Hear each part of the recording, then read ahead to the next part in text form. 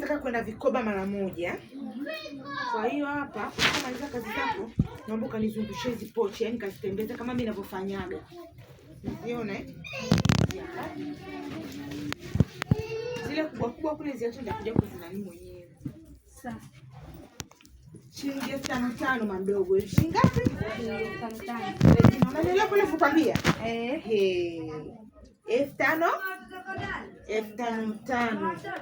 Umeona 5,500. 5,500. Unaona vizuri. Ndio nikikwambia nimepungukia umwambie basi siku nyingine, lakini naomba 5,500 pochi za mtumba kutoka Uturuki. Unaona mwambie yani unakuwa unaongea madogo, sio unapita nazo tu nani kimya. Watu wanataka kujua umetoka kuzinunua wewe. Yaani unaongea unaita kabisa, jamani wale pochi za mtumba.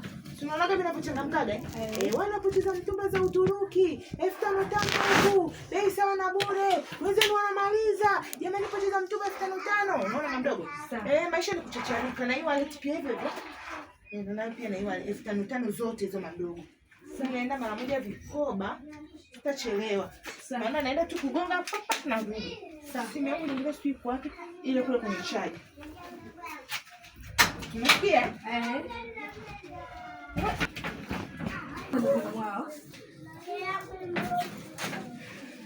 Wow, jamani nimemaliza mama, nimemaliza mikoba yote kwa 500. Kwa 500.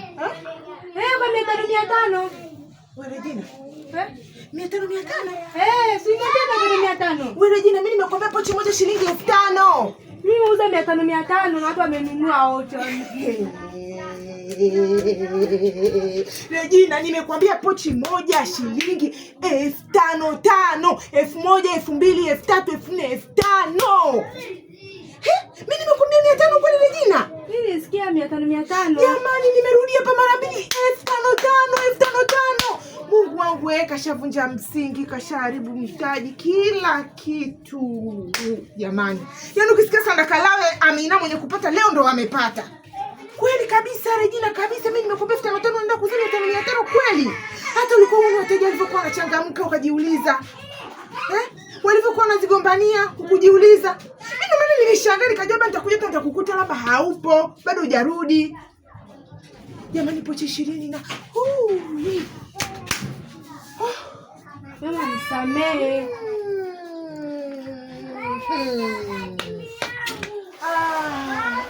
5,500 kwa 500. Pozi na nini